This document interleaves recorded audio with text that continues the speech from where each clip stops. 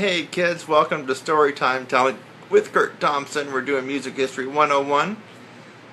And so it's time to go get the tea, get the hot tea or the hot cocoa. We are here. We are going to relax and try to put you to sleep here with Music History 101. We are now on to Schubert.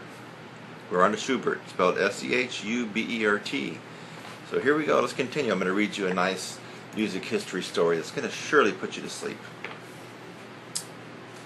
For some reason, many people have trouble telling Schubert and Schumann apart. It's really quite simple. Schubert was the short, dumpy one with curly black hair and little wide-rimmed glasses. Schumann was taller and married to Clara.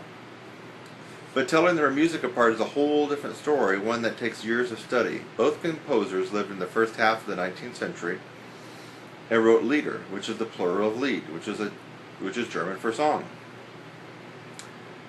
These were written for a singer and piano accompaniment. Most of them are love songs about roses and mill streams and other pretty things. But some of them are about nasty spirits in the woods and broken hearts and other aspects of life that I'd rather not think about. Franz Peter Schubert was born in 1797 in Vienna, in a little neighborhood called Himmelpfortgrund. The 12th of 14 children. His father was a school teacher and ran the school privately out of his home. As a small boy, Schubert sang at the Royal Seminary, where he was allowed to wear a spiffy uniform that included a three-cornered hat. Little Franz was quite the musical prodigy, and at age 11 began taking lessons in theory and composition from Antonio Salieri. Oh, that name sounds familiar. Oh yeah, you remember, he's the one who didn't actually poison Mozart. Okay, so when he was older, he taught for a while in his father's school, but after 4 years he couldn't stand a room full of, screaming ankle-biters any longer. He quit teaching and took to living the life of a bohemian composer. He got rather good at it, in fact.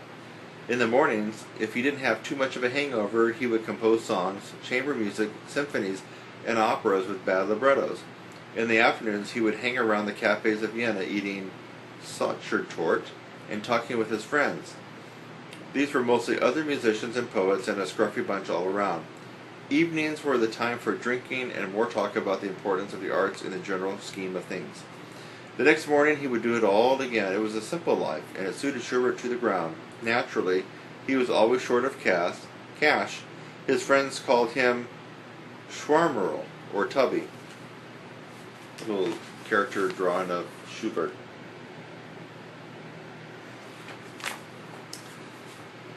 As with all artists throughout the ages, Schubert felt that what he was doing was terribly, terribly important.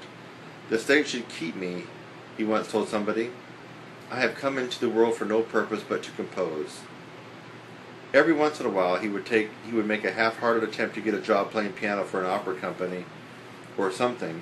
The jobs never lasted very long. For one thing, punctuality was not a strong point. Schubert never married, probably too busy.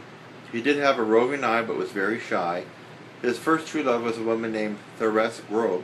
She married a baker. Schubert taught piano for a while to the two daughters of Hungarian noblemen. He thought the older one was cute and enjoyed flirting with nobleman's maid, whose name was Peppy Packelhofer.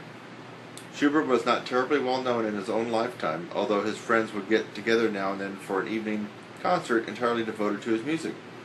These concerts were called Schubertiads. He gave only one public concert in his life. Wow!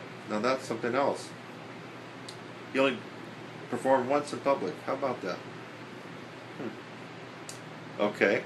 And the newspapers hardly mentioned that he was performing, being all agog with recent appearance in Vienna of the violin virtuoso Niccolo Paganini. He was considered more interesting because he had sold his soul to the devil. Schubert didn't have much luck with publishers either.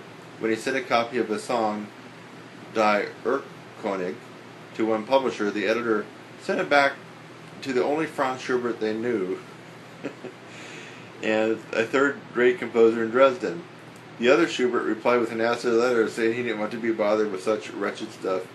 Few of Schubert's compositions were published in his own lifetime, and those that were did not sell very well. A Piano Tutor by Johann Nepomuk Hummel, no, I know that one, It sold 1,800 copies on the first day it was published. People knew what they liked. Considering the brief span of Schubert's life, he died at 31. Man, that is short. He churned out a remarkable amount of music: 9 symphonies, 19 string quartets, 10 operas, a whole bunch of piano sonatas, chamber music of all kinds, and more than 600 songs.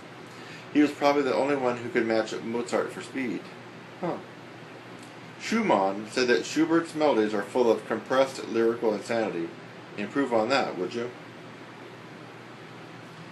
For some reason, the overture he wrote for his opera, Die Zauberharfe, is known as the overture to Rosamunde, which is another piece entirely. Don't bother trying to figure that out, it makes no sense. Ironically, one of his most famous works is a symphony that he never finished. This is harder than you might imagine, otherwise there would be many more composers more famous than they are. No one really knows why he never finished it, although there are a lot of theories. Some think that Schubert would have finished it if he had had time. On the other hand, maybe he just ran out of ideas. In his final illness, the bedridden Schubert read wildly and grew fond of leather-stocking novels of James Fenimore Cooper. The Last of the Mohicans was a particular favorite. Schumann discovered the manuscript of Schubert's Ninth Symphony at Schubert's brother's house, sitting in a pile of papers at the piano. He never was very tidy. There you go, folks. Schubert. And so, if you're sleeping right now, we'll catch you tomorrow night. If you've begun nodding off but can still hear the sound of my voice, you'll go ahead and turn off your computer or your phone. And I'll catch you the next time for more storytelling with Kurt Thompson in Music History 101. Good night.